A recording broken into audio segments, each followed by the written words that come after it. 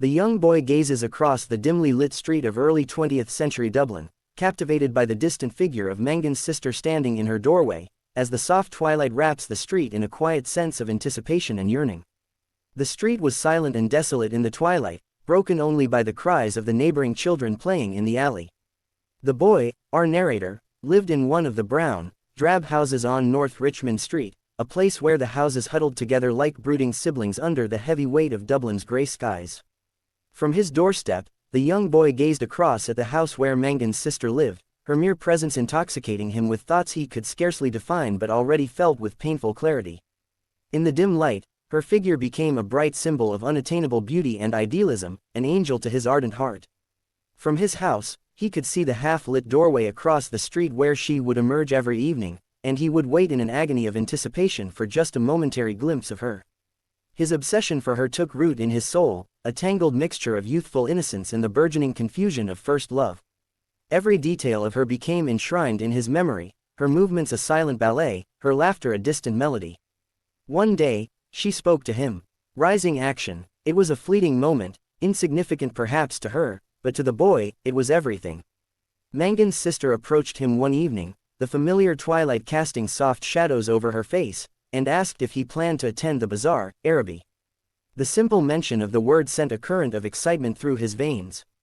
In her absence from the upcoming fair, she expressed wistfulness, voicing her own regret for being unable to go due to her convent obligations.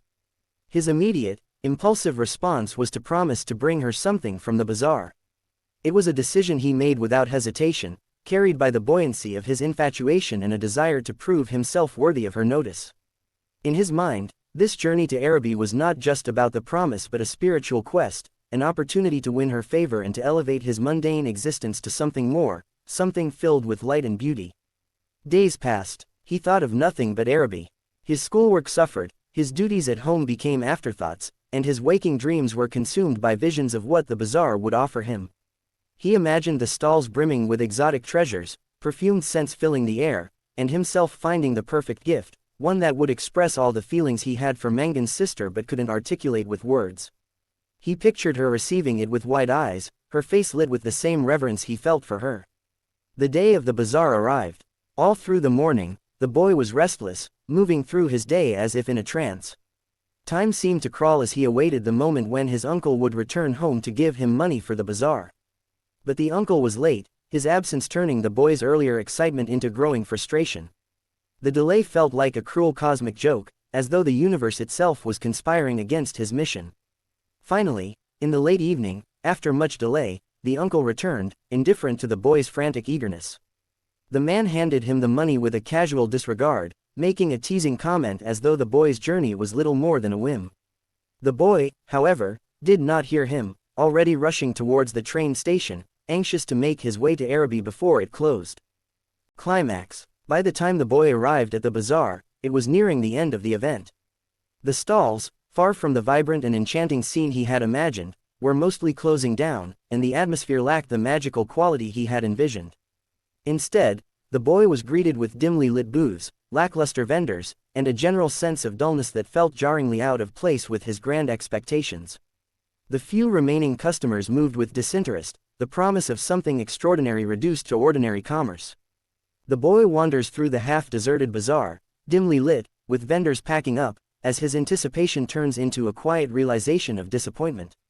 He wandered aimlessly through the half-deserted aisles, his heart sinking as he realized that the reality of Araby was far from the romantic ideal he had built in his mind. The items on sale were trinkets, commonplace and lacking the exotic beauty he had hoped to find. It was as though the bazaar itself mirrored his inner turmoil, the disparity between expectation and reality standing starkly before him. At one of the last open stalls, a young woman, barely paying him any attention, lazily showed him some porcelain vases and tea sets. Her voice was indifferent, her attitude detached. She exchanged casual banter with two Englishmen, their laughter striking him as shallow, a reminder of the world's cruelty and his own insignificance. The boy's earlier sense of purpose, the conviction that this journey had some deeper meaning, began to unravel. Suddenly, his reason for being there, the promise of a gift for Mangan's sister, seemed foolish. The romantic quest he had imagined was no more than a child's fantasy, and the weight of disillusionment fell heavily on him. His mind, once filled with grand ideas and noble intentions, was now empty, hollowed out by the bitter reality before him. He turned away from the stall without buying anything, his hope extinguished. Falling action. The boy lingered for a moment longer, looking around at the remnants of the bazaar, the dim light casting long shadows across the closing stalls. The emptiness of the scene reflected the emptiness he felt within, the gap between what he had hoped for and what he had found now too wide to bridge. In the gloomy bazaar, the boy's disillusionment grows as he finds the atmosphere lacking the magic he had envisioned, with nearly empty stalls casting long shadows. As he stood there, lost in his thoughts, a burning realization gripped him. The journey to Araby, the promise he had made, all of it had been driven by a desire to escape the monotony of his life, to find something that transcended the dullness of his daily existence.